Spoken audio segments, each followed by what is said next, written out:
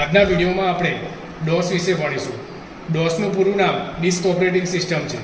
DOS એ CLI એટલે કે command line interface પર કામ કરે છે. આપણે વિન્ડોઝ 7, વિન્ડોઝ 10 એ GUI છે. GUI એટલે ગ્રાફિકલ યુઝર ઇન્ટરફેસ. તેમાં આપણે ફોલ્ડર બનાવવું હોય તો આપણે માઉસની મદદથી રાઇટ ક્લિક કરીને ફાઇલ કે ફોલ્ડર બનાવી શકીએ છીએ.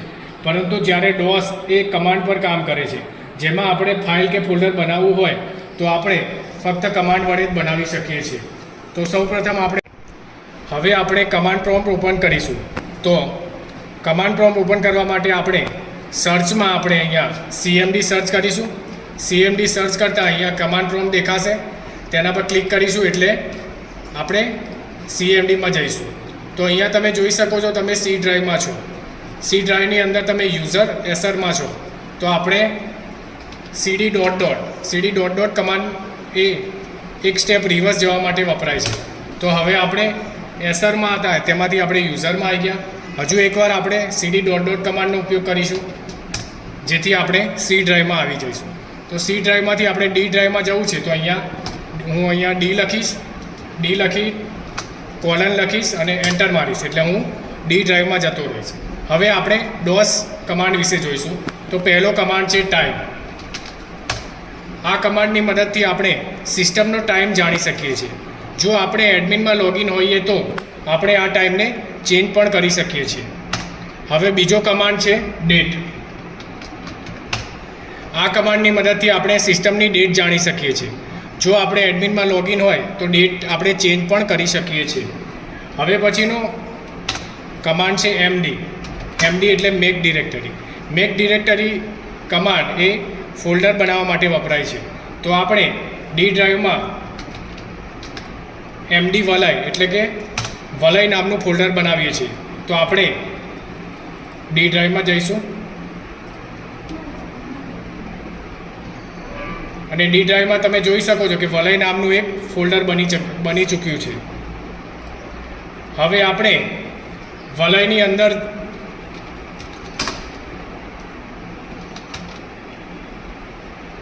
જવું છે તો આપણે CD વલય લખીશું. CD એટલે ચેન્જ ડિરેક્ટરી.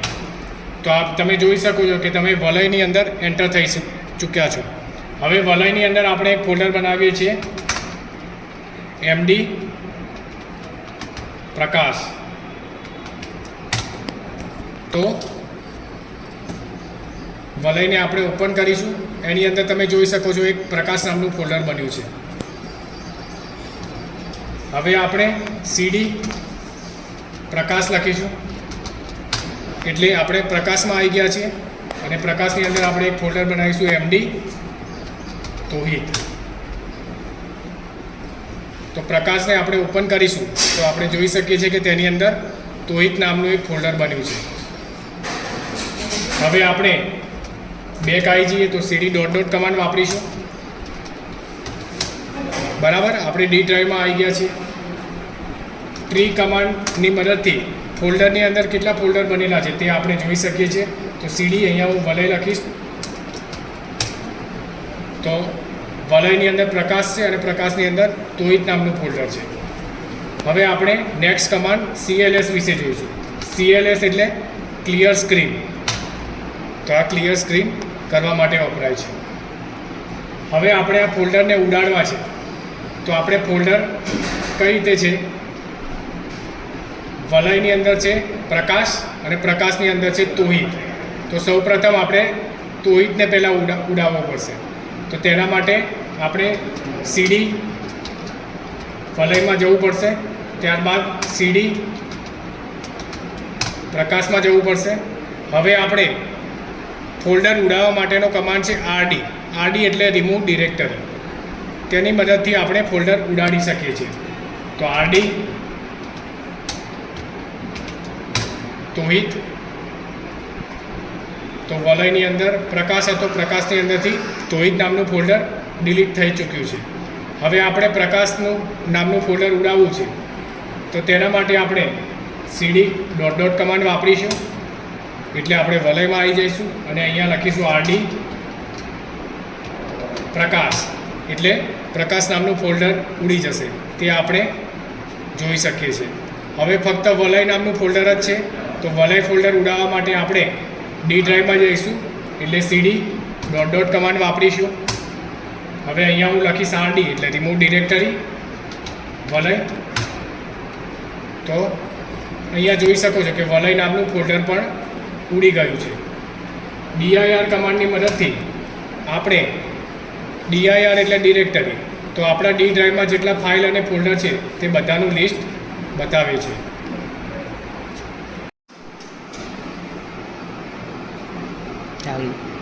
હવે આપણે ડી ડ્રાઈવમાં એક ફોલ્ડર બનાવીએ છીએ, તો ફોલ્ડર બનાવવા માટે આપણે md કમાન્ડનો ઉપયોગ કરીશું.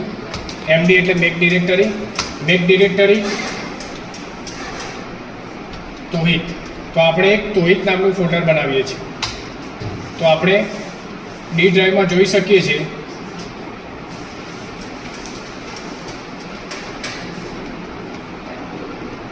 કે એક તોહિત નામનું ફોલ્ડર બની ગયું છે.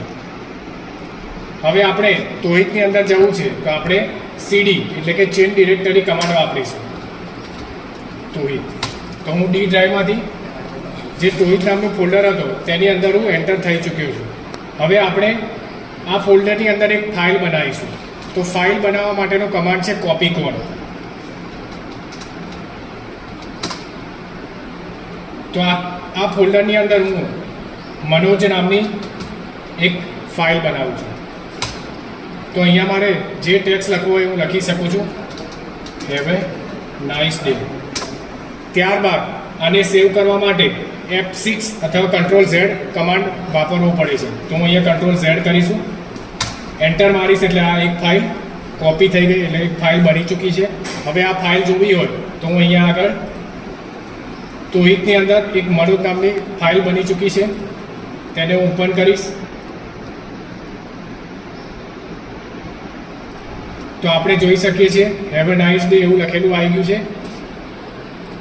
બરાબર. હવે આપણે ડોસમાં અને કમાન્ડની મદદથી જોવી હોય તો કોઈ પણ ફાઇલની અંદરનો કન્ટેન્ટ જોવા માટે કમાન્ડ વપરાય છે ટાઈપ. તો અહીંયા હું લખીશ ટાઈપ મનોજ. તો હેવ એ નાઇસ ડે દેખાય છે, એટલે જે ફાઇલની અંદર જે મેં લખ્યું હતું તે આપણે ટાઈપ કમાન્ડની મદદથી જોઈ શકીએ છીએ. હવે આપણે કોઈ પણ ફાઇલનું નામ બદલવું હોય તો તેના માટેનો કમાન્ડ છે REN રીનેમ. REN એટલે રીનેમ. તો અહીંયા હું લખીશ મનોજ સ્પેસ વલય. તો મનોજ નામની ફાઇલ હતી એનું નામ હવે હું એન્ટર મારવાથી વલય થઈ જશે. તો અહીંયા જોઈ શકું છો કે પહેલાં તે ફાઇલનું નામ મનોજ હતું, હવે તેનું નામ વલય થઈ ગયું છે. હવે આ બનેલી ફાઇલ છે તેને આપણે એક ફોલ્ડરમાં કોપી કરીએ. તો તેના માટે એક નવી ડિરેક્ટરી બનાવીએ, md પ્રકાશ. તો તમે જોઈ શકો છો એક પ્રકાશ નામની ડિરેક્ટરી બની છે. તે ડિરેક્ટરી ઓપન છે. ઓપન એટલે મતલબ તેની અંદર કોઈ જ કન્ટેન્ટ નથી. હવે આ વલય નામની ફાઇલને મારે પ્રકાશ નામની ડિરેક્ટરીમાં લઈ જવી છે. તો તેના માટે કમાન્ડ વપરાય છે કોપી. પછી ફાઇલનું નામ લખવાનું થશે. તો ફાઇલનું નામ છે વલય. એને આપણે પ્રકાશમાં લઈ જવી છે. તો અહીંયા આગળ પાથ આપવાનો થશે. આપણે ડી ડ્રાઈવમાં છીએ એટલે અહીંયા આપણે લખીશું ડી સ્લેશ આપણી ફાઇલ તોહિત નામના ફોલ્ડરમાં છે એટલે અહીંયા તોહિત લખીશું, અને તોહિતમાંથી આપણે પ્રકાશ નામના ફોલ્ડરમાં લઈ જવી છે તે અહીંયા આગળ સ્લેશ કરીને પ્રકાશ લખીશું. એન્ટર આપવાથી વન ફાઇલ કોપીડ એવું આવે છે. તો અહીંયા આપણે જોઈ લઈએ કે વલય નામની ફાઇલ એ પ્રકાશ નામના ફોલ્ડરમાં આવી ગઈ છે. ત્યારબાદ આપણે ફાઇલને મૂવ કરવાનું શીખીશું. તો મૂવ કરવા માટેનો કમાન્ડ છે MOVE. તો પહેલાં આપણે આ ફાઇલનું રીનેમ કરી દઈએ. રીનેમ વલય હરપાલ. તો જે વલય નામની ફાઇલ હતી તેનું નામ મેં હરપાલ કરી દીધું છે. હવે હરપાલ નામની ફાઇલને હું પ્રકાશ નામના ફોલ્ડરમાં મૂવ કરીશ. તો મૂવ કરવા માટેનો કમાન્ડ છે MOVE. અહીંયા પણ પાથ આપવાનો થશે. તો ફાઇલનું નામ છે હરપાલ D:/ ફાઇલનું નામ છે, ફોલ્ડરનું નામ છે તોહિત / અને બીજું ફોલ્ડરમાં જે મૂવ કરવાની છે તેનું નામ છે પ્રકાશ. તો અહીંયા વન ફાઇલ મૂવ એવું લખેલું આવે છે. તો અહીંયા તમે પ્રકાશ નામનું ફોલ્ડર ઓપન કરશો તો તમે જોઈ શકો છો કે હરપાલ નામની ફાઇલ જે બહાર હતી તે પ્રકાશ નામના ફોલ્ડરમાં આવી ગઈ છે. જે રીતે તોહિત નામના ફોલ્ડરની અંદર પ્રકાશ નામનું ફોલ્ડર છે અને પ્રકાશ નામના ફોલ્ડરની અંદર બે ફાઇલ છે હરપાલ અને વલય. તો આ ફાઇલને આપણે ડિલીટ કરવી છે. તો તેના માટે આપણે કમાન્ડ અહીંયા આપણે તોહિત નામના ફોલ્ડરમાં છીએ તો આપણે સૌપ્રથમ CD પ્રકાશ લખીશું એટલે આપણે પ્રકાશ નામના ફોલ્ડરમાં આવી જઈશું. ત્યારબાદ અહીંયા હું કમાન્ડ લખીશ ડિલીટ હરપાલ. તો હરપાલ નામની ફાઇલ હતી પ્રકાશ નામના ફોલ્ડરમાં એ ડિલીટ થઈ ગઈ છે. હવે આપણે વલય નામની ફાઇલને ડિલીટ કરવી છે તો અહીંયા આગળ હું કમાન્ડ લખીશ